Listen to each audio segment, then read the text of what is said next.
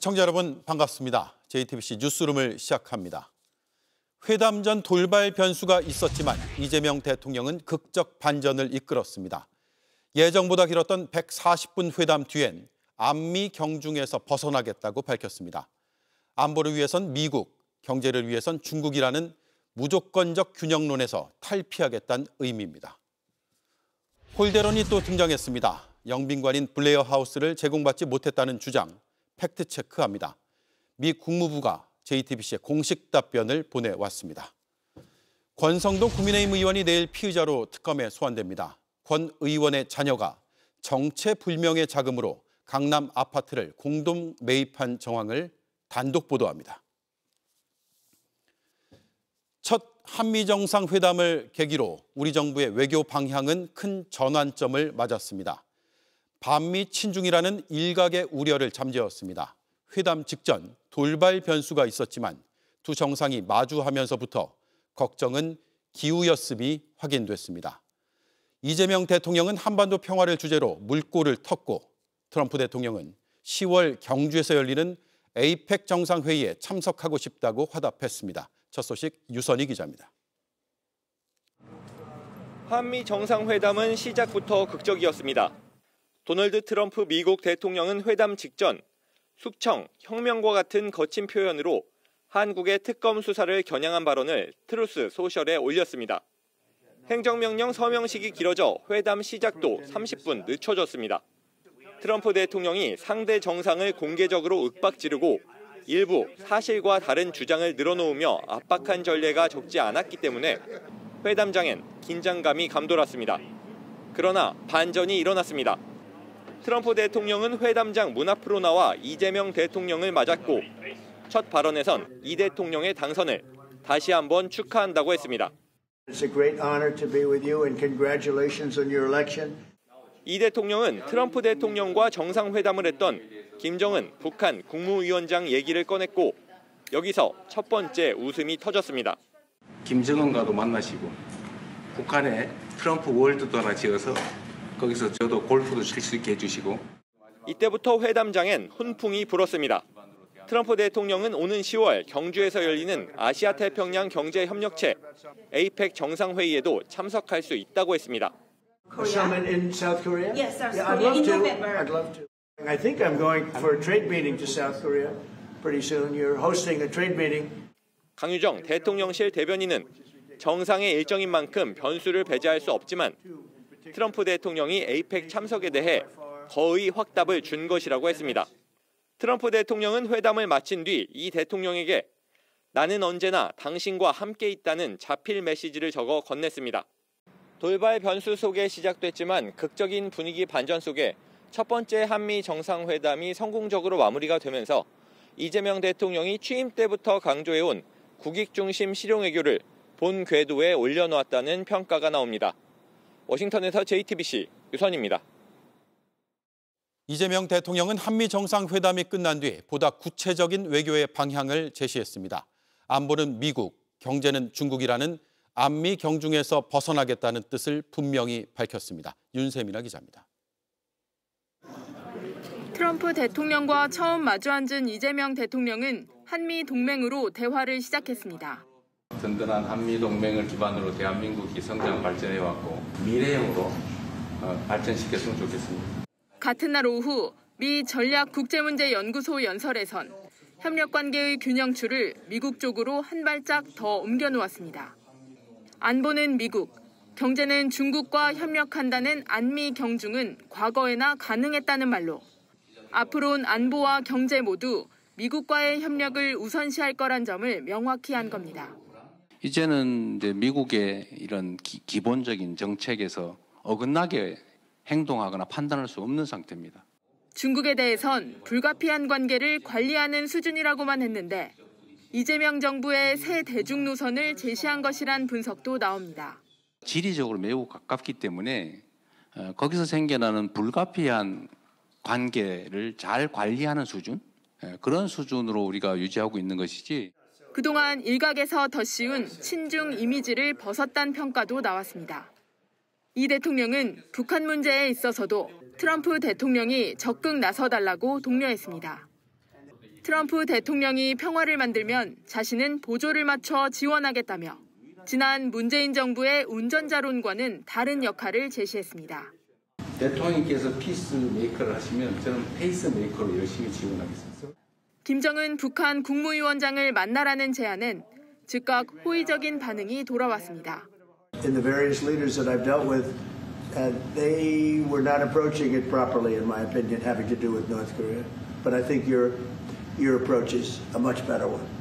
트럼프 대통령은 또 한국과 일본이 위안부 문제 등 과거사를 극복해 한미일 3자 협력을 강화해야 한다는 취지로 말했는데 이에 대해 이 대통령은 일본을 먼저 들러 걱정할 만한 문제들을 미리 정리하고 왔다고 답했습니다.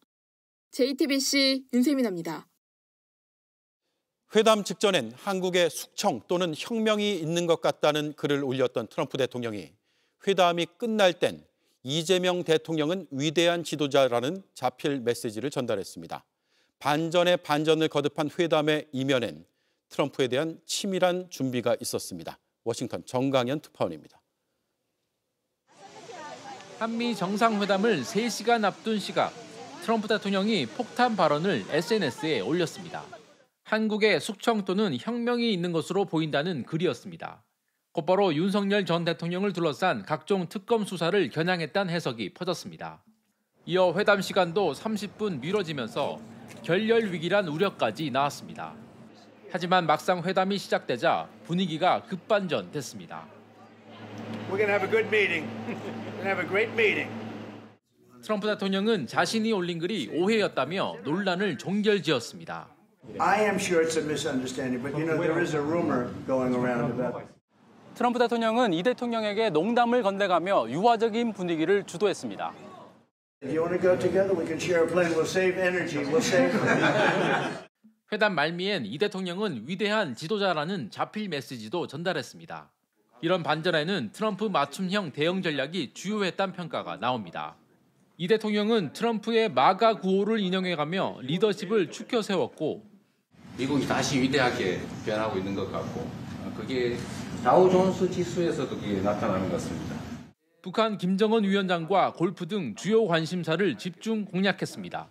이 대통령은 트럼프 대통령의 저서 거래의 기술을 미리 읽은 것이 도움이 됐다고 설명했습니다. 젤렌스키와 트럼프 같은 상황이 벌어지지 않을까 이렇게 우려를 했습니다. 그런데 저는 이미 그렇지 않을 거라는 점을 알고 있었습니다. AP통신 등 외신들은 트럼프를 매료시키려는 이 대통령의 노력이 결실을 맺었다고 평가했습니다. 워싱턴에서 JTBC 정강현입니다. 트럼프의 이런 돌출 행동은 전략의 일환이었습니다. 사실 여부와는 별개로 상대국 정상을 쥐락펴락해 유리한 분위기를 만들려는 특유의 기술입니다.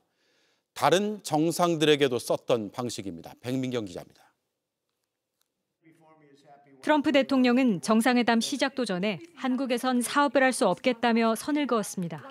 또 정확한 사실 확인 없이 한국 정부가 교회를 탄압하고 미군 부대를 압수수색했다는 주장도 내놨습니다. Well, I heard that there were raids on churches over the last few days, very vicious raids on churches, that they even went into our military base and got information.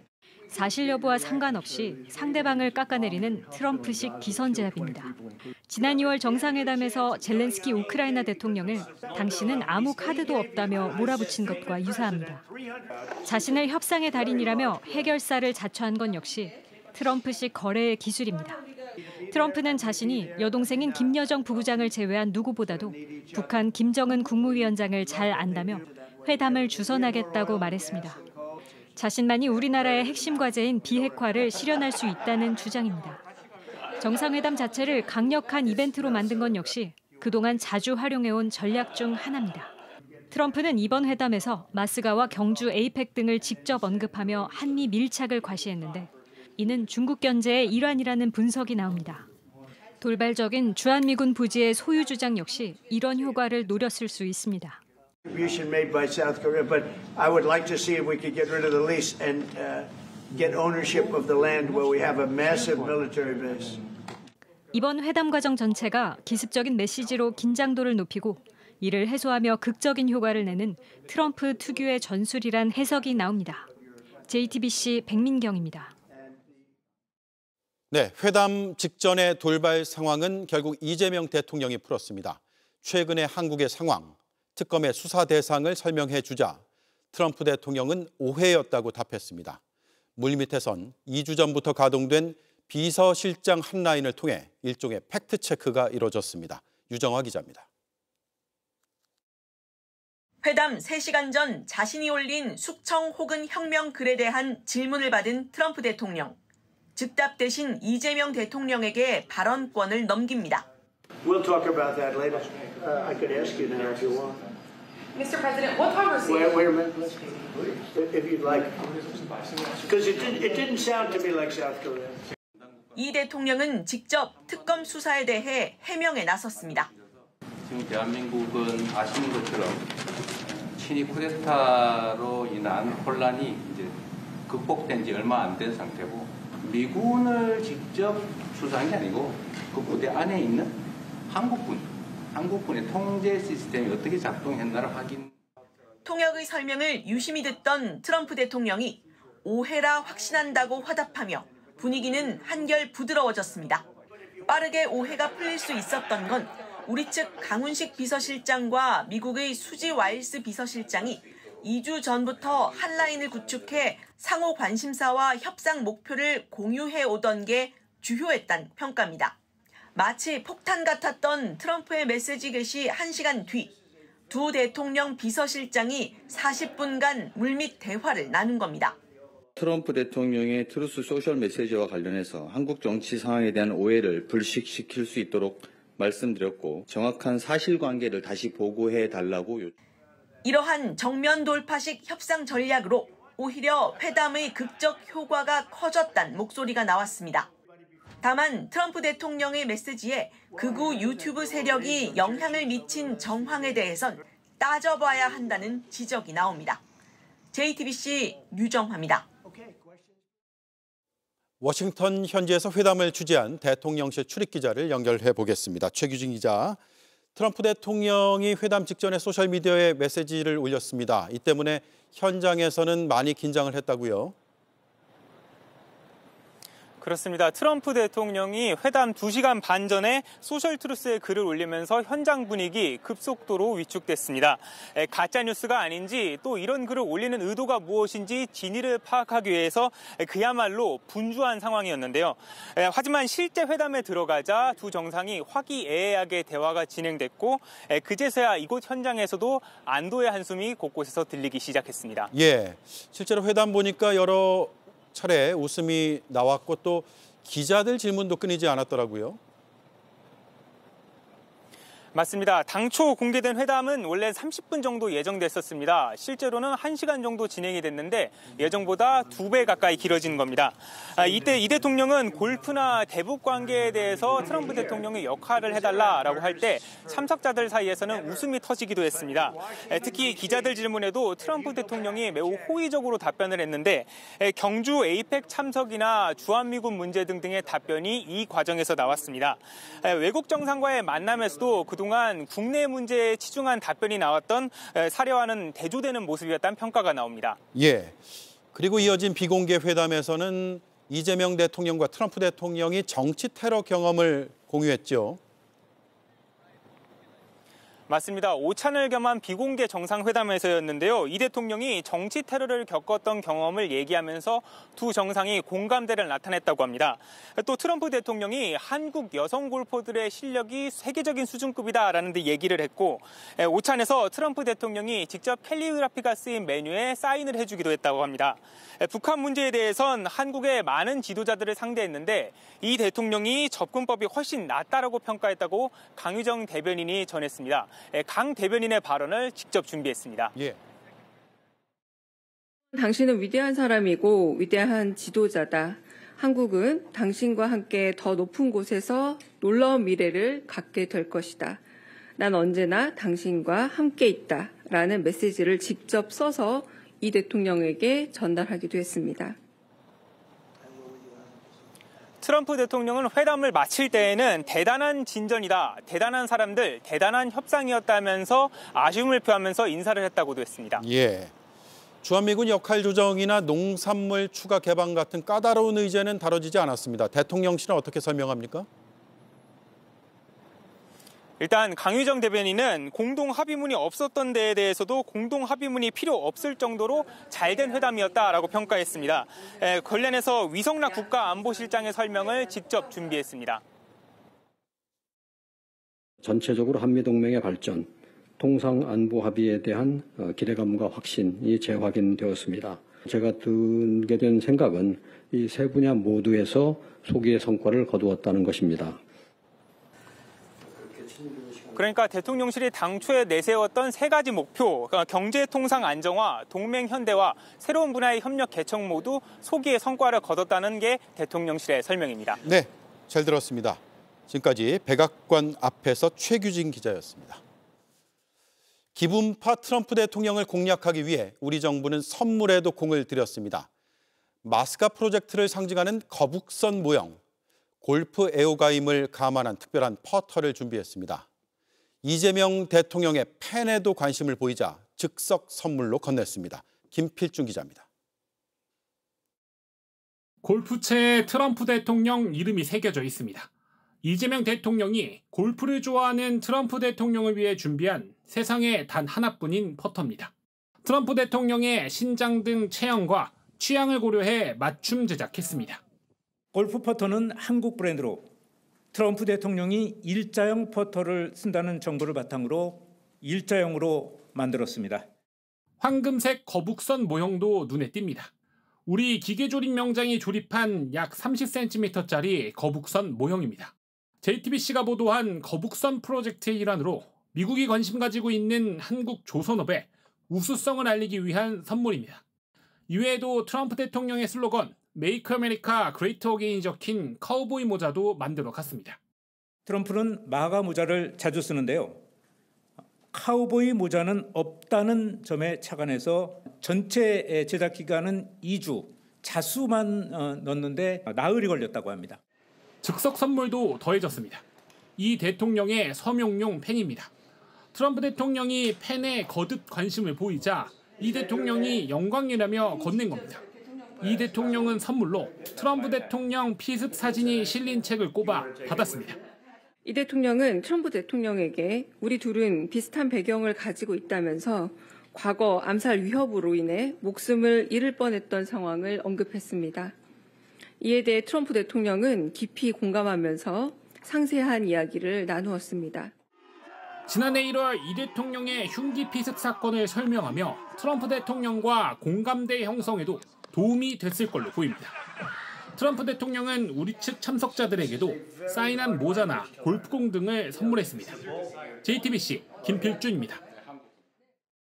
트럼프 대통령이 마스가를 직접 언급하며 한국에서 배를 사겠다고 못 박았습니다.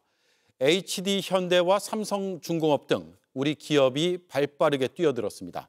이번 회담이 우리 기업들에게 어떤 의미인지 박준우 기자가 보도합니다. 한미 관세 협상에 이어 이번 정상회담에서도 우리 조선업은 주요 화두였습니다.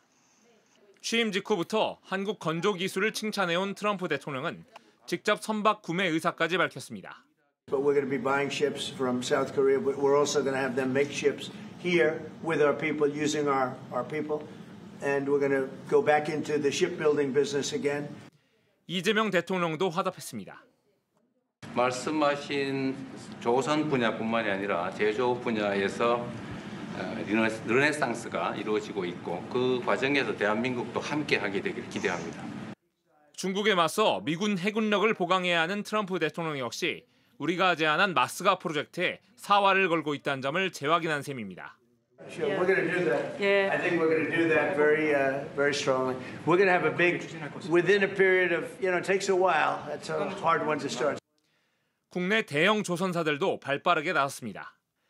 HD 현대는 이날 현지에서 수십억 달러 규모의 한미 조선산업 공동투자 양해각서를 체결했습니다. 마스가 프로젝트가 가동한 첫 사례입니다. 삼성중공업도 같은 날 해군 지원함 MRO 사업 참여를 선언했습니다. 경제사절단으로 미국에 동행한 우리 기업들은 1,500억 달러, 우리 돈 210조 원에 달하는 대미 투자 선물 보따리를 풀었습니다. We're going up, up, up. Together we're glowing. Gonna be golden. 오늘 이 자리가 한국과 미국이 함께하는 제조업 르네상스, 상승과 영광의 황금시대로.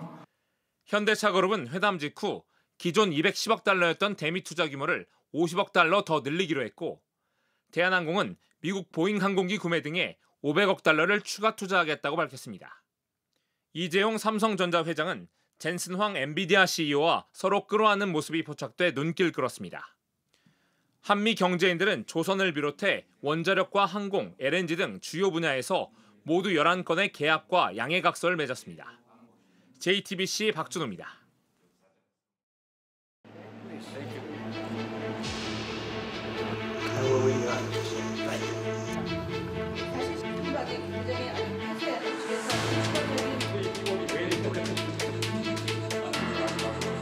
김정은과도 만나시고 북한에 트럼프 월드도 하시어서 거기서 저도 골프 칠 수 있게 해주시고 아마 기다리고 있을 것 같습니다.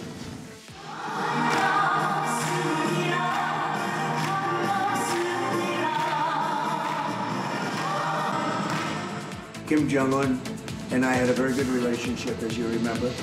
Immediately upon that phone call, you started selling tickets, and it turned out to be a tremendous success. 북한의 미사일도 많이 개발됐고 핵폭탄도 많이 늘어나고.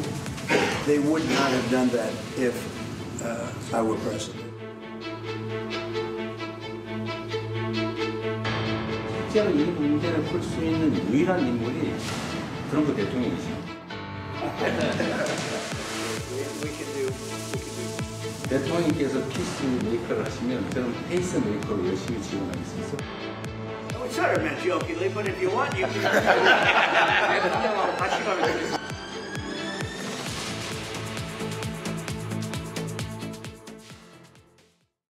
네, 이번 한미 정상회담의 성과와 남은 과제를 더 자세히 짚어보겠습니다. 대통령실 출입하고 있는 이승환 기자가 나와 있습니다. 이재명 대통령 취임 83일 만입니다. 첫 정상회담, 일단은 긍정적인 평가가 많은 것 같습니다. 네, 앞서 전해드린 것처럼 이번 회담은 반전의 회담이었습니다. 이 대통령이 특유의 친화력을 잘 발휘했고 미리 트럼프 대통령의 저서를 읽는 등 만반의 준비를 한 게 성공적인 첫 만남을 이끌었다는 분석이 나왔습니다. 예. 영화로 보면 극적 반전이 있는 잘 찍은 화제작이었습니다. 이재명 대통령은 시종일관 국익을 지킨다는 원칙을 고수했습니다. 그러면서도 인간 트럼프를 철저하게 분석해 대비해왔습니다. 미국 워싱턴 포스트와 영국 BBC 등 외신도 이번 회담이 트럼프 대통령의 극적 연출에도 불구하고 성공적으로 관리됐다. 양국 정상은 서로와 양국 관계를 높이 평가했다면서 좋은 평가를 내놨는데요. 일단 한미 관계 첫 단추는 잘 깨었다. 또 이 대통령이 주장해온 실용 외교를 선보인 예라는 평가가 나오고 있습니다. 예, 일단은 긍정적인 평가가 많이 나오네요. 이번 회담에선 북미 대화 재개를 위한 트럼프 대통령의 의지를 이끌어낸 것도 평가할 대목 아닙니까? 네, 이 대통령은 모두 발언에서부터 트럼프 대통령을 피스메이커로 칭하고 이 대통령 자신은 페이스메이커가 되겠다고 했는데요.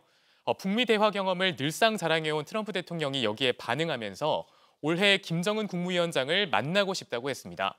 오늘 10월 에이펙 정상회의에 참석할 의향이 있다는 답변으로도 이어졌는데 지난 2018년 당시처럼 북미 대화가 재개될 바탕을 만들었다고 볼 수 있습니다. 예, 야당에서는 구체적인 성과가 없었다 이런 주장과 함께 비판을 하는 것 같아요.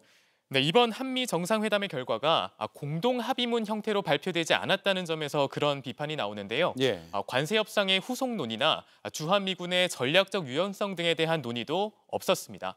또 관심을 모았던 알래스카 LNG 개발 사업 투자와 관련해서도 김용범 대통령실 정책실장은 실무적으로 논의됐던 사안이 아니라고 했습니다. 네, 강훈식 대통령 비서실장은 오늘 명시적 합의가 없었던 걸 두고 트럼프 시대 협상의 새로운 표준이라고 했는데 들어보겠습니다. 예. 과거와 같이 뭔가 하나가 끝난다고 해서 끝나는 것이 아니라 계속된 협상의 과정과 과정 속에 있다 이렇게 말씀드릴 수 있습니다. 그리고 워낙에 새로운 문제가 어떤 이슈가 또 제기될지 모르기 때문에 저희로서는 이 협상을 하나하나 최선을 다하고 있다 이렇게. 하지만 농축수산물 시장 추가 개방과 관련해서 러트닉 미 상무장관이 회담 이후 열린 한미 비즈니스 라운드 테이블 행사에서 미국에서 시장 개방을 원하고 있다고 밝히는 등 미국 측에서 끊임없이 시장 개방을 요구하는 게 사실인 만큼 변수는 남아있다는 지적입니다. 예. 트럼프 대통령이 어제 주한미군 기지 부지에 대한, 어제 아니죠, 오늘 새벽이죠. 주한미군 기지 부지에 대한 소유권을 요구하기도 했습니다. 이 의도는 어떻게 봐야 합니까? 트럼프 대통령이 회담 중에 우리는 주한미군 기지를 건설하는 데 엄청난 돈을 썼다면서 소유권을 달라는 취지의 주장을 했습니다. 예. 현재 주한미군 지휘 협정에 따르면 미군 기지를 위한 부지는 반환을 전제로 미국에 빌려주는 것이라고 규정하고 있습니다. 결국 기존 한미 합의를 흔드는 발언을 한 셈인데 발언의 정확한 의도는 더 확인이 필요한 상황입니다. 예. 위성락 국가안보실장도 배경을 더 알아봐야 되겠다는 생각이 든다면서 주한미군에 대한 부지는 우리가 공여하는 것이지 지대를 받는 개념은 아니다라고 밝혔습니다.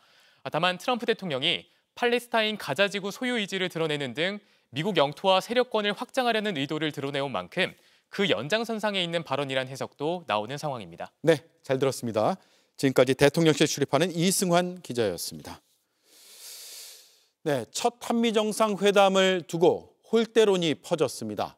공항 의전이 부실했다, 영빈관이 들어가지 못했다, 이런 주장인데요. 잠시 뒤에 미국 국무부가 JTBC에 보낸 이메일을 바탕으로 팩트체크를 해드리겠습니다. 김건희 특검이 내일 국민의힘 권성동 의원을 피의자 신분으로 불러 조사합니다. 큰 거 한 장 서포트라고 적힌 수첩 메모처럼 통일교 측에서 불법 정치 자금을 받았는지 추궁할 계획입니다. 특검은 내일 조사 뒤에 구속영장을 청구하는 걸 유력하게 검토하고 있습니다. 김영민 기자가 보도합니다. 권성동 국민의힘 의원은 2022년 통일교 전 세계본부장 윤영호 씨로부터 1억 원을 받은 의혹을 받고 있습니다. 건진법사에게 김건희 씨 선물을 건넨 바로 그 인물입니다. 특검은 윤 씨가 통일교 현안을 청탁하기 위해 권 의원에게도 불법 정치 자금을 건넨 것으로 보고 있습니다. 특검이 확보한 핵심 증거는 윤 씨의 수첩입니다. 윤 씨는 2022년 1월 5일 점심에 서울의 한 고급 중식점에서 권 의원과 만났다면서 큰 거 한 장 서포트라고 수첩에 적었습니다. 현금 1억 원을 권 의원에게 지원했다는 뜻으로 해석됩니다. 점심 이후 윤 씨가 권 의원에게 윤석열 후보를 위해 잘 써달라는 취지로 보낸 문자 메시지도 나왔습니다. 특검은 내일 권 의원을 피의자 신분으로 불러 통일교 측으로부터 불법 정치 자금을 받았는지 추궁할 계획입니다. 조사를 마친 뒤엔 구속영장을 청구하는 방안을 유력하게 검토하고 있습니다. 증거인멸 우려가 크다고 보기 때문입니다. 앞서 JTBC는 윤 씨가 첫 특검 조사를 받은 날 권 의원 측에서 접촉을 시도했다고 보도했습니다. 이 같은 사실은 권 의원 보좌진이 윤 씨 측에 전화하려다 택배 기사에게 잘못 전화하면서 들통났습니다. 아까 전화 통화했던 권성동 비서인데요. 네?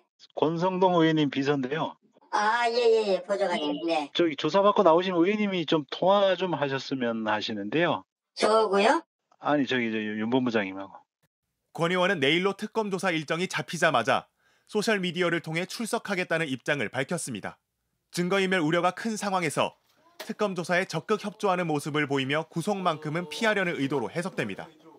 하지만 권 의원 측은 지난달 압수수색 당시 몸으로 막아서는 등 수사를 방해했고 압수수색 영장을 발부한 재판부를 향해서도 공세를 폈습니다. 그 소명 자료도 없는 상태에서 이렇게 무분별하게 영장을 발부하는 영장 전담 판사도 문제가 있다, 이렇게 저는. 그런데 JTBC 취재 결과 특검은 당시 소명 자료와 증거를 법원에 제출했지만 압수수색 영장에는 명시하지 않은 것으로 확인됐습니다. 권 의원이 영장 내용을 미리 확인하고 증거를 인멸할 가능성을 우려했기 때문입니다. 특검은 권 의원에 대해 출국 금지 조치를 내렸습니다. JTBC 김영민입니다. 이와 별개로 JTBC는 권성동 의원 아들의 수상한 재산 형성 과정에 대해 취재했습니다. 권 의원 아들은 특별한 수입이 없던 20대 로스쿨 학생 시절 작은아버지와 여동생과 함께 재건축 추진 아파트를 공동 매입했습니다. 매입 구조가 이례적일 뿐만 아니라 자금 출처도 불분명한 상황입니다. 이윤석 기자가 단독 취재했습니다. 서울 강남구 개포동 권성동 의원 아들이 살고 있는 아파트입니다. 아들 권 씨는 지난 2016년 10월 권 의원 친동생, 즉 작은아버지와 자신의 여동생과 함께 전용 면적 97제곱미터를 12억 4,500만 원에 샀습니다. 작은아버지가 지분 50%, 권 의원 아들과 딸이 각각 25%씩 가졌습니다.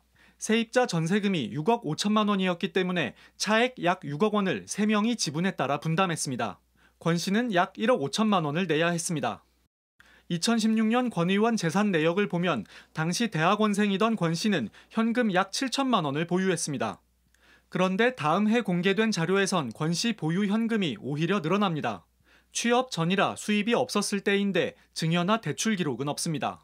저도 이제 재산 공개를 많이 보고 있지만 이런 경우는 거의 없다라고. 상식적으로 숙부가 이렇게 자금을 지원해줄 이유는 없기 때문에. 취재진이 자금 출처와 지분을 나눈 이유에 대해 질문하자 권 씨는 답변을 거부했습니다. 특별히 말씀드려야 될 이유가 없을 것 같아요. 제가 공인이 아니잖아요. 권 씨는 이 집에 세입자로 들어가 살고 있습니다. 자신이 지분이 있는 주인이자 세입자인 겁니다. 권 의원은 사생활이라고 주장했습니다. 남의 그 사생활을 갖고 왜 그걸 갖고 취재를 하냐고. 그때 아드님께서 대학원생이셨잖아요. 대학원생이 아니야. 예. 네, 로스쿨 학생이었잖아요. 로스쿨 학생은 모르고 하여튼 일부 증여를 했고 증여세 문제도 해결했다고 했습니다. 증여세 1원도 한 푼 안 깎고 다 계산해서 국세청에 다 들어가 있으니까 저는 그렇게 궁금하면 국세청 보고 세무조사 시켜요. 정상적인 증여였다면 아들 예금 계좌에 돈이 오간 기록이 남았어야 합니다. 하지만 증빙 자료를 보여달라는 요청에 대해선 응하지 않았습니다. 현재 동일 면적 아파트 매물 시세는 33억 원이 넘습니다. JTBC 이윤석입니다. 권성동 의원의 아들이 재건축 예정 아파트를 소유한 사실을 알고 나서 보면 그동안 권 의원의 국회 발언이 얼마나 부적절했는지 드러납니다. 여러 차례 재건축 활성화를 주장했는데 권 의원 본인도 재건축 추진 아파트를 소유하고 있어서 이해 충돌 가능성도 있습니다. 이어서 이윤석 기자입니다. 권성동 의원은 원내대표 시절 재건축 규제 완화를 여러 차례 강조했습니다.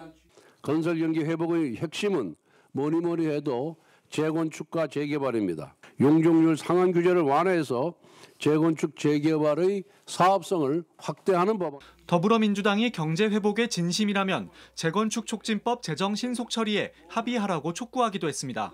권 의원은 아들이 사는 아파트 바로 건너편 전용 면적 132제곱미터 집을 보유하고 있습니다. 역시 재건축 추진 아파트입니다. 자신과 아들 모두 일종의 이해 당사자인 겁니다. 저도 재건축 활성화 관련해서 직접적으로 굉장히 많은 발언을 하셨잖아요. 재건축 활성화하고 무슨 상관이 있냐고 이게. 강남의 대표 재건축 아파트잖아요, 지금. 그때 살 때는 재건축하고 관계없이 산 거예요. 권 의원은 문재인 정부 때 국민권익위원회가 조사했지만 문제 삼지 않았다고도 강조했습니다. 자금의 출처와 조달 과정이 반드시 명확히 설명될 필요가 있고요. 이거는 이해충돌 가능성이 상당히 크다고 보입니다. 취재진은 주택 매입 과정과 재건축 규제 완화 발언 배경을 거듭 물었지만 제대로 된 답은 듣지 못했습니다.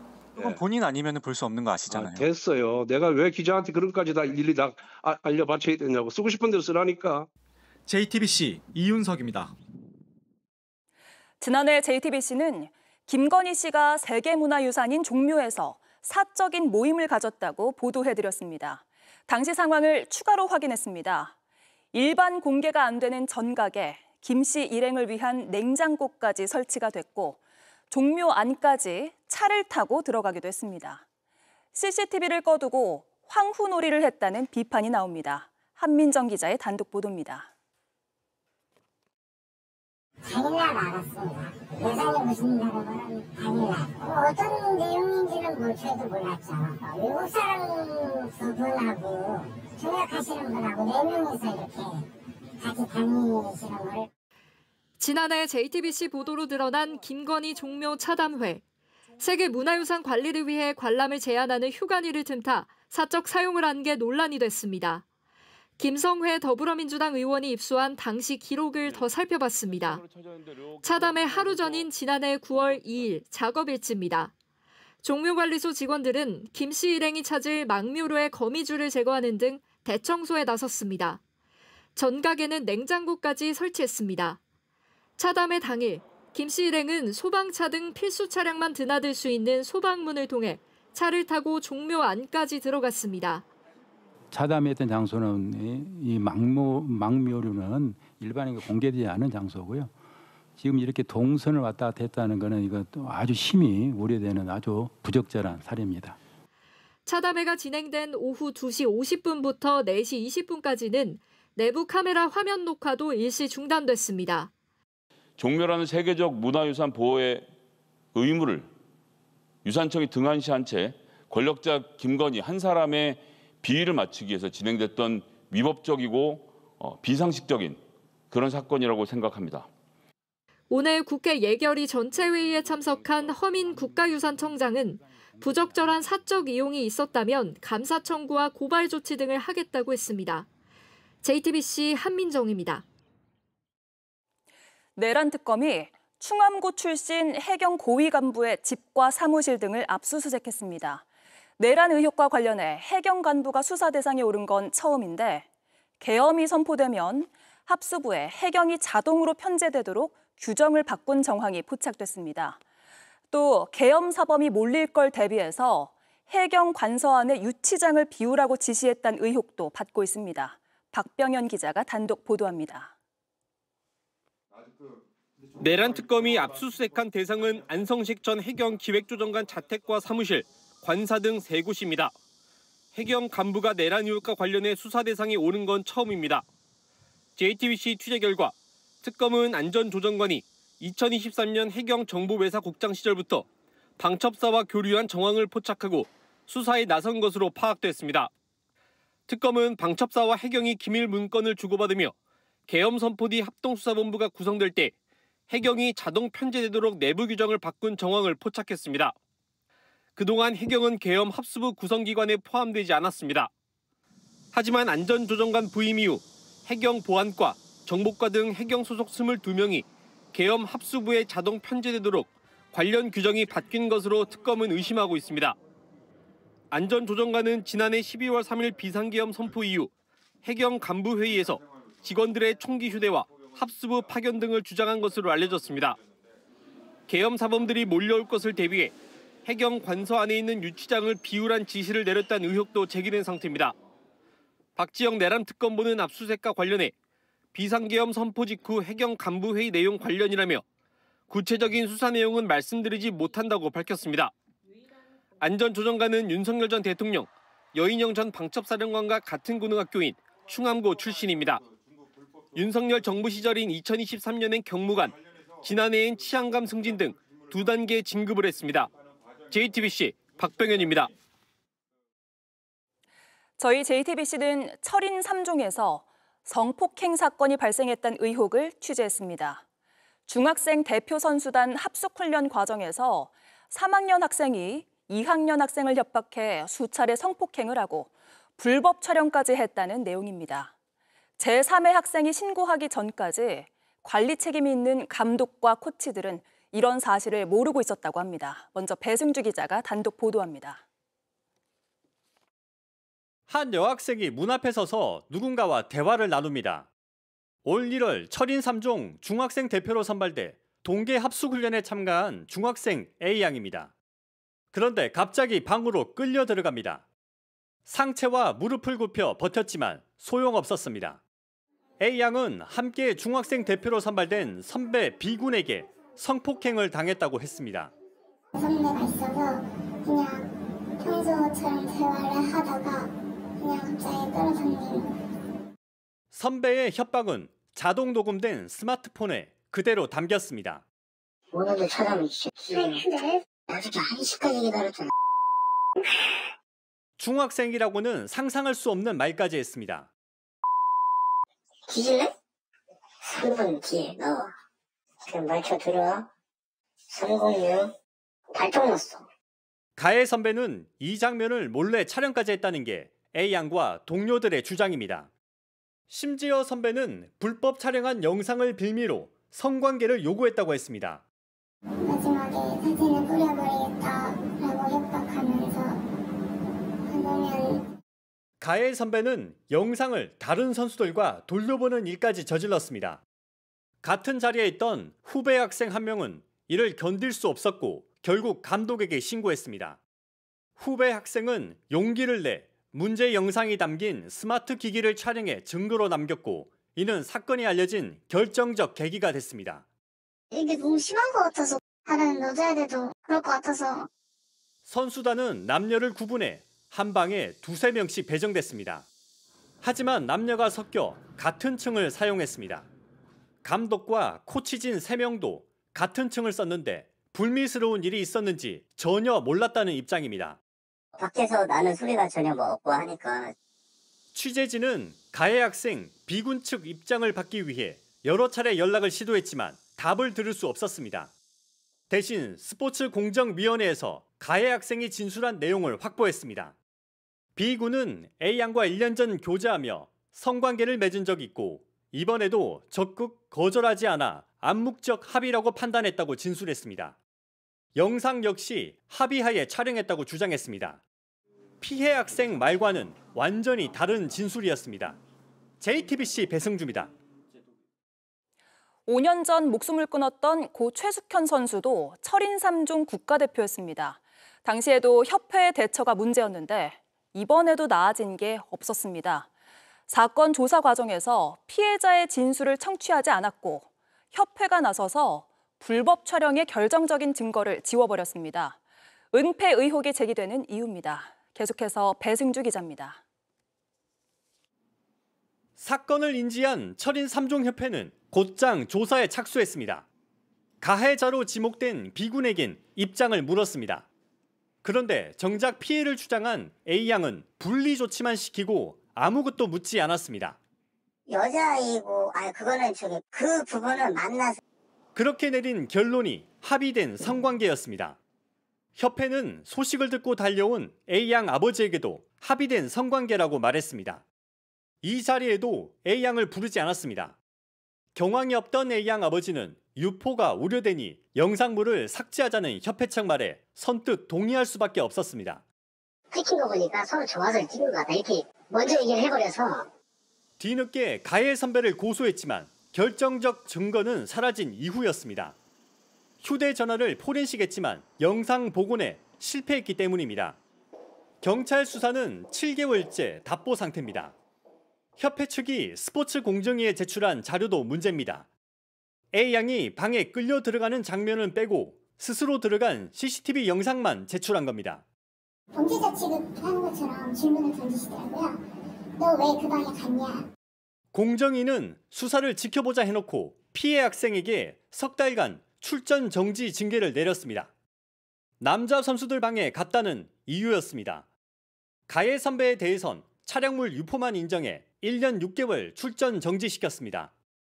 협회 측은 당시 사건 처리는 감독과 협회 사무처장이 주도했다고 해명했습니다.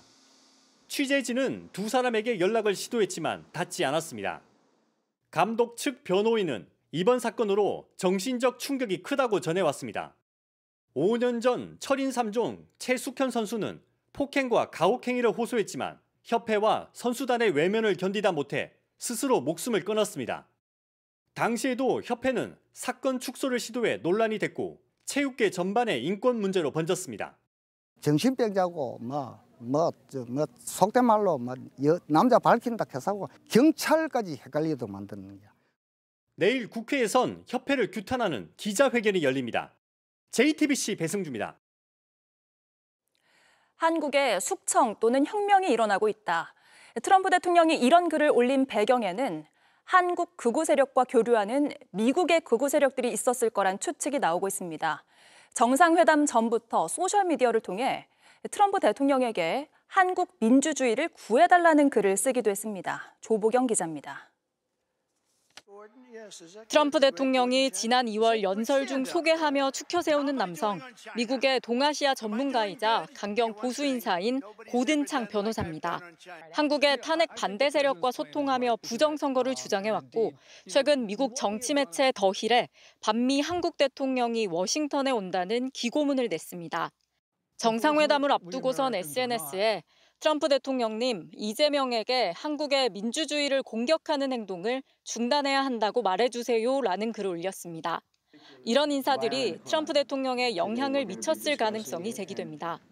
우리나라의 극우 세력과 미국의 극우 세력이 생각보다 강력한 네트워크를 형성하여 미국의 극우 세력이 트럼프 대통령의 귀에서 뭐라고 소곤거릴 수 있을 만큼 가까이 접근한 것 아닌가. 이재명 대통령 당선 직후 공산주의자들이 한국을 접수했다고 쓴 마가 인플루언서 로라 루머 등도 한국에 대한 왜곡된 인식을 심어줄 수 있는 인물로 꼽힙니다. 한편 고든창은 회담 이후에도 트럼프 대통령이 오늘 이재명에 큰 압박을 가했다. 우리가 그 압박을 계속 이어가야 한다고 했고 부정선거 음모론자들은 이재명 대통령이 머무는 호텔 앞에서 시위를 벌였습니다. 부정선거로 권력을 훔친 가짜 대통령 이재명. 그는 반미 친중 친북의 길을 걸으며 대한민국을 무너뜨리고 있다. 윤석열 대통령을 즉각 석방하라. JTBC 조보경입니다. 한국 대통령이 미국에 가서 홀대를 받았다. 한미 정상회담을 둘러싸고 이런 주장들이 어김없이 등장했습니다. 팩트체크 김혜미 기자와 따져보겠습니다.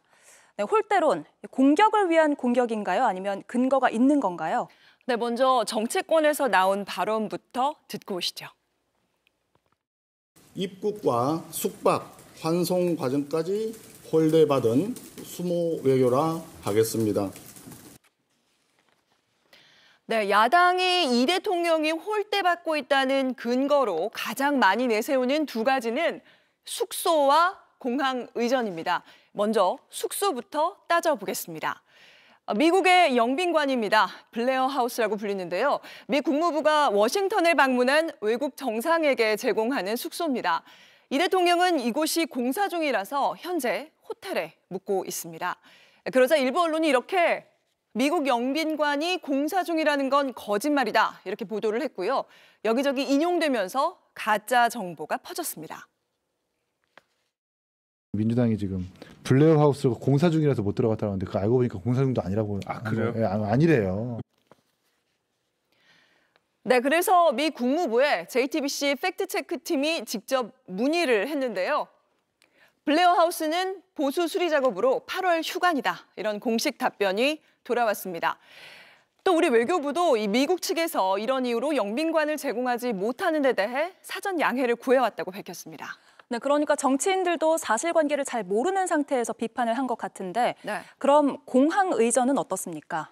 네, 이처럼 2년 전에 윤 전 대통령의 미국 방문 때와 비교해서 이렇게 비판을 하고 있는데요. 한번 발언도 들어보시죠. 이거는 그냥 본인들이 대우를 못 받은 거예요. 그만큼 우리나라가 지금 미국으로부터 과거와 같은 신뢰는 받고 있지 못하다. 네, 사진만 보면 그렇게 볼 수도 있을 것 같긴 한데 네. 정상외교 방문에도 급이 나눠져 있다는 걸 모르고 하는 비판이다. 이런 지적도 나오고 있죠. 네, 그렇습니다. 이런 의전 차이는 사실 정상의 방미 형식에 따른 차이입니다. 외국 정상의 방문은 크게 이렇게 4가지로 나뉘어지는데요. 윤 전 대통령은 2023년 당시 국빈 방문이었고요. 이 대통령이 현재 공식 실무 방문 중입니다. 이 중 실무 방문은 어느 나라에서건 환영 만찬 같은 의전 행사는 좀 줄이고요. 협상에 집중하는 형태입니다. 실제로도 국빈 방문이 아닐 때 이렇게 윤 전 대통령의 모습을 비교해보면 미국 공항 도착 모습 역시 차이가 없었습니다. 네, 그러니까 결국에는 국빈 방문을 못한 것 자체가 홀대 아니냐 뭐 이런 주장이 또 나오는 것 같습니다. 네, 팩트체크팀에서 이 노무현 정부 때부터 최근 20년간의 한미 정상회담을 다 한번 들여다봤습니다. 총 38번의 한미 정상회담이 있었는데요. 이 중 국빈 방문은 딱 2번밖에 없었습니다. 외교 전문가인 최종건 교수는 의전보다는 실리를 선호하는 정상도 있다면서 트럼프 대통령도 그런 스타일이다 이런 분석을 내놓기도 했는데요. 실제 미 국무부 홈페이지를 통해서 저희가 확인을 해보니까 트럼프 정부 1기 때는 임기를 통틀어서 국빈 초청을 한 건 프랑스 한 곳, 그리고 현재 트럼프 2기 정부가 출범한 이후에는 단 한 곳도 없었습니다. 네, 홀대를 받은 건 사실이 아니다. 이렇게 정리하면 되겠습니다. 팩트체크 김혜미 기자였습니다. 네, 결국 반탄의 승리였습니다. 친한계 강경한 장동혁 후보가 친한계도 포용하겠다는 김문수 후보를 꺾었습니다. 황예린 기자의 보도를 보신 뒤 단도직입에서 장동혁 국민의힘 신임 대표를 인터뷰하겠습니다. 모든 우파 시민들과 연대해서 이재명 정권을 끌어내리는데 제 모든 것을 바치겠습니다. 장동혁 국민의힘 신임 당대표는 취임 일성으로 우파 세력 단일 대우를 통한 대여 투쟁 방침을 밝혔습니다. 이를 위해 당내 분란도 좌시하지 않겠다는 뜻을 드러냈습니다. 연대와 그렇게 힘을 모으는 과정에서 장애가 되고 오히려 방해가 된다면 저는 결단이 필요하다는 것이 윤어게인 세력과의 절연이나 친윤과의 인적 쇄신을 요구해온 인사들, 특히 친한동훈계를 겨냥한 겁니다. 실질적인 능력을 중심으로 인사를 하겠습니다. 기계적인 탕평은 하지 않을 생각입니다. 찬탄파 후보였던 조경태 의원은 내부 총질이라는 프레임을 씌워 독재 정당으로 가려는 것이라며 강하게 반발했지만 반탄 지지층을 공략해 당선된 장 신임 대표 체제에서는 예견된 일이란 분석입니다. 장 대표는 일반 국민 여론조사에서는 선거 막판 친한계까지 포용하겠다던 김문수 후보에 20%포인트 넘게 뒤졌습니다. 하지만 80%가 반영되는 책임당원 투표에서 2만여 표 차로 앞서며 승리했습니다. 장 대표가 승리의 이유를 새로운 미디어 환경, 즉 유튜버에서 찾은 것도 같은 맥락으로 보입니다. 실제 유튜버 전한길 씨는 미국에서 발표에 맞춰 환하게 웃으며 두 팔을 번쩍 들기도 했습니다. 윤석열 대통령 지키자, 윤핵관 하자는 이런 분들이 지금 장동혁 후보를 당대표 만든 거 아닙니까? 장 대표는 윤석열 전 대통령을 면회하겠다는 약속도 지키겠다고 했습니다. JTBC 황예린입니다. 네, 바로 단도직입으로 이어가겠습니다. 장동혁 신임 당대표를 만나보겠습니다. 화상으로 연결되어 있습니다. 장 대표님, 당선 축하드립니다. 감사합니다. 예, 장동혁 대표가 이끄는 국민의힘은 지금까지와는 어떻게 다를까요? 지금 이제 전당대회가 끝났습니다. 전당대회 과정에서 당내 선거다 보니까 뭐 어쩔 수 없이 또 우리가 과거의 일을 가지고 논쟁을 벌였습니다. 이제 전당대회가 끝났습니다. 미래로 나아갈 때입니다. 결국 야당으로서 더불어민주당인 여당 그리고 이재명 정부와 제대로 싸우는 야당의 모습을 보여줘야 될 것 같습니다. 그리고 비판만 할 것이 아니라 대안을 제시하면서 민생 정당으로, 정책 정당으로 거듭나도록 하겠습니다. 예, 당 밖의 자유우파 시민과 연대해서 싸우겠다라고 말씀을 하셨습니다. 구체적으로 어떤 인사들을 염두에 두고 계십니까? 저는 뭐 특정 인사를 염두에 두고 드린 말씀은 아닙니다. 지금 우리 국민의힘은 107석밖에 되지 않기 때문에 원외 당협위원장들 그리고 밖에서 우리 국민의힘을 사랑하고 또 자유민주주의를 지키기 위해서 노력하고 애쓰고 계신 모든 분들과 힘을 합쳐서 결국 여당과 싸우고 이재명 정부와 싸워 나가야 된다는 의미에서 자유우파 시민들 모두와 연대하겠다는 말씀을 드렸습니다. 예. 그렇다면 이렇게 질문 한번 드려볼게요. 부정선거론이나 윤어게인 주장도 받아들이실 수 있습니까? 저는 윤어게인이나 부정선거론 이렇게만 말씀하신다면 저는 부정선거에 대해서는 이미 충분히 말씀을 드렸습니다. 부정선거에는 현재 논쟁이 있는 이슈다. 그러나 그거에 대해서 저는 미래지향적으로 해결하기 위해서 사전선거 제도를 폐지하고 본선거 기간을 늘리고 그리고 현장 수개표로 바꾸겠다. 그래서 부정선거에 대해서는 저는 당의 대표로서는 이것을 미래지향적으로 해결하겠다는 말씀을 드리고 또 윤어게인을 주장하시는 분들의 여러 주장 중에 자유민주주의를 지키고 반국가 세력으로부터 대한민국을 굳건히 지켜야 된다는 그분들의 주장과 열망은 전 당 대표로서 함께 할 수 있다. 그렇게 생각합니다. 예. 전한길 씨가 지명직 최고위원이 될 가능성이 있다. 이렇게 언론 내에서는 분석들을 하고 있습니다. 가능성이 있을까요? 저는 지명직 최고를 포함해서 당직 인선은 당원들과 국민들께서 납득할 만한 수준의 인선을 할 것입니다. 그리고 뭐 균형을 맞추기 위해서 형식적, 기계적 균형을 맞추기 위해서 뭐 형식적인 탕평 그런 것이 아니라 그 자리에 맞는 제대로 된 그런 분들을 인선하겠습니다. 즉 그 자리에 능력 있게 일할 수 있는지, 그리고 혁신이 필요한 지금 이 시기에 당을 혁신할 의지가 있는지, 그리고 여당과 이재명 정부와 맞서서 제대로 싸울 능력이 있는지, 그 두 가지를 기준으로 인선을 하도록 하겠습니다. 예, 내부 총질을 용납하지 않겠다. 아마도 친한계를 염두에 둔 것으로 해석이 됩니다. 구체적으로 징계, 나아가서 출당까지도 염두에 두고 계세요? 저는 내부 총질을 용납하지 않겠다고 하는 것은 어떤 계파나 특정인을 염두에 두고 드리는 말씀은 아닙니다. 계엄 과정에서, 그리고 탄핵 과정에서 여러 과정들을 우리가 되짚어 본다면, 결국 그리고 또 저희들이 선거에서 패배했던 여러 과정들을 본다면 우리가 하나로 되지 못하고 오히려 내부 분열을 야기하는 분들 때문에 우리가 여기까지 온 측면도 있습니다. 예. 그것을 해소하지 않고는 저희 국민의힘이 제대로 싸우는 야당의 모습을 보여주기 어렵다고 생각합니다. 그래서 저는 일단 우선 107명이 하나로 뭉쳐서 단일 대우로 가는 것이 최우선이겠지만, 여전히 당론을 어긴다거나 당을 위험에 빠뜨린다거나 아니면 결국 내부 분열만 야기하는 분들에 대해서는 저는 결단을 할 수밖에 없다는 입장은 여전히 유지하고 있습니다. 네, 이재명 대통령의 첫 한미 정상회담이 있었습니다. 이에 대해서 평가가 불가능하다, 우려가 현실이 됐다라고 혹평을 하셨던데, 내외 시내 대다수의 언론의 분석과는 좀 다른 평가인 것 같습니다. 저는 여러 국민들께서 지켜보셨기 때문에, 그리고 결국 그것은 이재명 대통령이 한국으로 돌아올 때 손에 무엇을 들고 오는지를 보고 국민들께서 최종 평가하실 것이라고 생각합니다. 얼마나 많은 청구서를 들고 오는지, 우리가 얼마나 많은 것을 얻어오는지, 저는 그것을 보고 결국 국민들께서 평가하실 것이기 때문에, 더불어민주당에서 아니면 이재명 정부에서 본인들 스스로 100점 만점에 120점이라는 평가를 내놓는다고 한다 하더라도 결국 국민들께서 최종 판단하실 것인데, 저는 좋은 점수를 줄 수 없는 상황이라고 생각합니다. 예, 알겠습니다.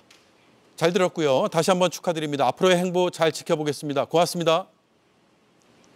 감사합니다. 네, 지금까지 장동혁 국민의힘 신임 당대표였습니다.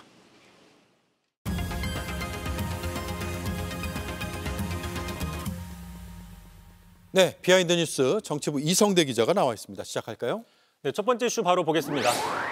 자, 페이스 1은 윤 어게인. 자, 어젯밤 한미 정상회담 전후로 롤러코스터 분위기로 급반전됐었죠. 자, 이에 따라서 윤 전 대통령을 지지하는 이른바 윤 어게인 세력의 기류도 급반전됐습니다. 자, 앞서 아시는 것처럼 트럼프 대통령이 한국에서 지금 숙청이나 혁명 같은 상황이 일어나는 게 아니냐라고 글을 올리자 윤 어게인 세력이 일제히 환호를 했습니다. 자, 트럼프가 마침내 이 대통령 면전에서 이른바 윤 전 대통령의 인권 탄압이나 부정선거 음모론 이런 것들을 면박을 줄 수 있다, 이렇게 기대감을 나타낸 것이죠.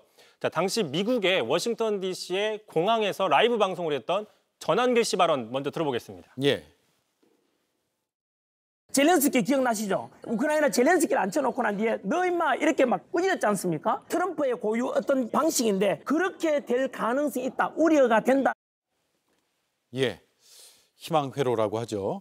실제로는 회담 분위기 성공적이었다고 현재까지 평가가 나오고 있고요. 그렇죠. 다 알려진 대로 그렇죠. 자, 그리고 또 트럼프 대통령이 막상 그 부분에 대해서 알고 보니 내가 오해했다, 이렇게 얘기를 하면서 화기애애한 분위기가 됐습니다. 예. 자, 그러자 곧바로 윤 어게인 세력들도 실망감을 표출했는데 계속해서 전 씨 발언 들어보겠습니다. 아예 윤석열 대통령에 대해서는 관심이 없다. 트럼프 대통령 자체가 관심은 오직 중국, 북한 이런 데만 있고, 아까 SNS에 올린 거는 내용하고 지금 현재 분위기상으로는 전혀 언급이 없는 것 같아요. 답답하다. 우리 시청자 여러분도 되게 답답하시죠? 저도 너무 답답합니다. 참고로 그 온라인 커뮤니티에서 윤 전 대통령을 지지하는 사람들 일각에서는 믿었던 트럼프마저 배신했다, 트럼프 좌파다, 이런 식의 성토글도 올라오고 있습니다. 예. 어제 비하인드 뉴스에서 한미 정상회담에서 윤 전 대통령 이슈가 거론될 가능성은 거의 없어 보인다고 다루지 않았어요? 그렇죠. 그런데 이제 일반 지지층은 그렇다 치더라도 헌법기관이죠. 국민의힘 의원들, 현역 의원들 사이에서도 이런 롤러코스터를 타는 모습이 있었죠. 자, 어제 트럼프 대통령이 SNS 글을 올리자 곧바로 나경원, 주진우 의원 등이 거 봐라, 정치보복 내란몰이 반미 친중 탓이다라고 비난을 했는데 약 3시간여 만에 머쓱해진 상황이 드러나기도 했습니다. 예. 자, 특히 이 대통령은 한미동맹을 강조하고 트럼프 대통령을 한껏 치켜세우면서 상당히 밀착하는 모습을 보였습니다. 그러자 이제 국민의힘에서는 더 이상 이 대통령은 반미 친중이다라고 비난하기가 좀 어려워지는 게 아니냐라는 분석도 나오고 있죠. 자, 그러자 이제 국민의힘에서는 대신 굴욕 외교다라는 프레임으로 전환했다라는 분석도 있습니다. 자, 실제로 송원석 비대위원장, 오늘까지 비대위원장이었죠. 한미회담은 역대급 외교 참사였고 굴욕이다, 수모다 이렇게 비난을 하며 혹평을 내놨습니다. 예.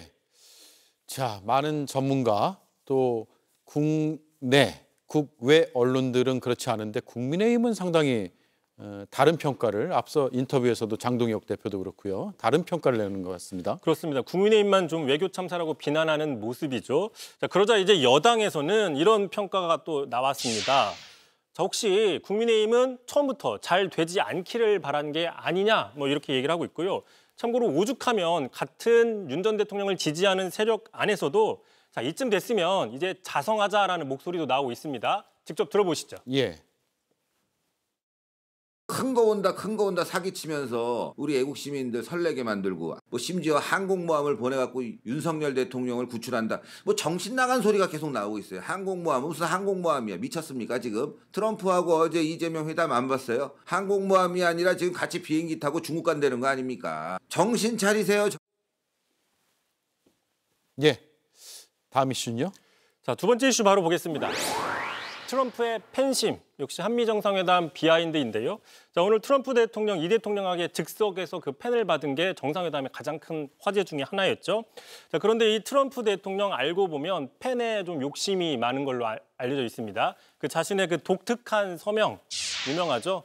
말 그대로 시그니처인데 저 독특한 서명을 위해서 두꺼운 심을 사용해서 다른 대통령들이 사용하는 펜보다는 다른 업체를 사용하는 걸로 알려져 있습니다. 예. 참고로 미국 대통령들은 주요 인사들을 배석한 뒤에 주요 법안들에 대해서 서명을 하고 그 서명한 펜을 나눠주는 이른바 펜 정치를 하는 게 일반적인데 자, 트럼프 대통령은 이마저도 정치적인 퍼포먼스로 활용한다라는 평가들이 있어요. 참고로 보시면 올해 1월 취임한 당일날 지지자 모임에 가서 여러 가지 행정명령에 서명을 한 뒤에 자신이 썼던 그 서명 펜을 이렇게 지지자들에게 팬들에게 저 펜을 나눠주니까 팬들이 환호하는 모습들이 나온 적이 있었습니다. 예, 하나씩 다 던져주네요.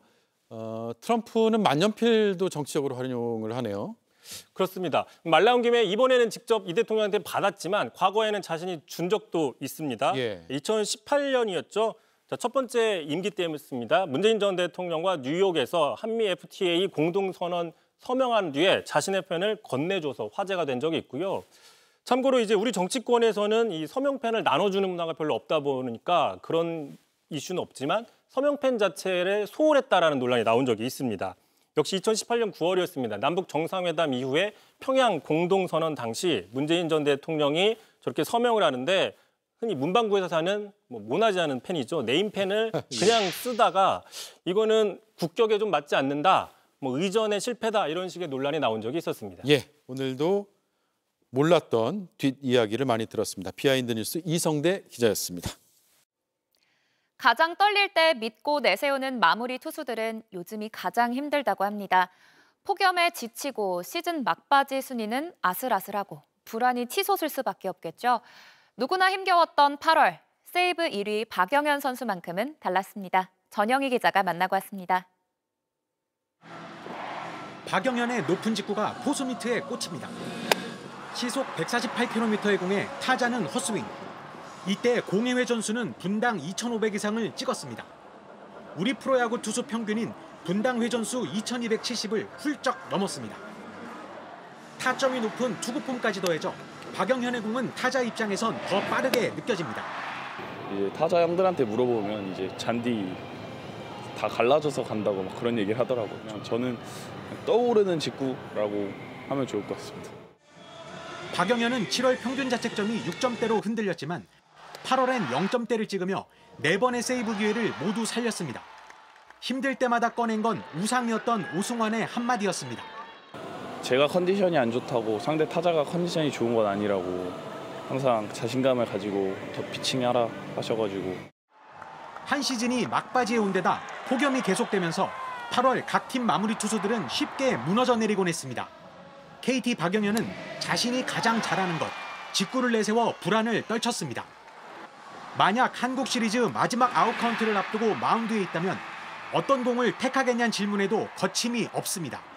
이제 그런 상황이 되면은 아드레날린이나 이런 게 집중도가 더 다르기 때문에 제 직구는 저 자신 있게 던질 수 있을 것 같습니다. KT는 오늘부터 공동 4위인 롯데와 3연전에 들어갔습니다. 현재 31세이브로 이 부문 1위를 달리는 박영현도 떨리는 순위 싸움에 복판에 섰습니다. JTBC 전영입니다.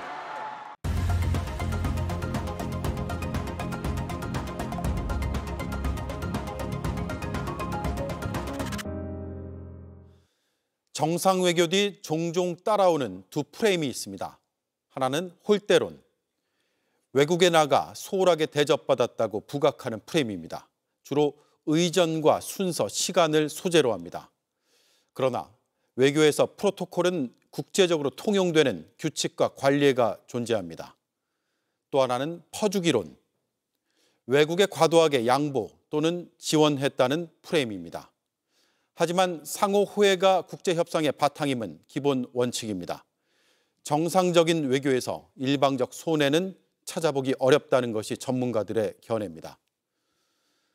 홀대에 가까운 대접을 받았다. 굴종 외교, 역대급 외교 참사다.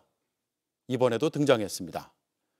외교 성과는 협상 내용과 결과, 후속 협상과 조치 등 긴 관점에서 봐야 합니다. 홀대 아니면 퍼주기 프레임. 다행인 건 그런 프레임에 휩쓸리지 않는 언론의 팩트체크와 시민의 집단 지성이 있다는 점입니다. 앵커 한마디였습니다. 뉴스룸 마치겠습니다. 내일 뵙겠습니다. 고맙습니다.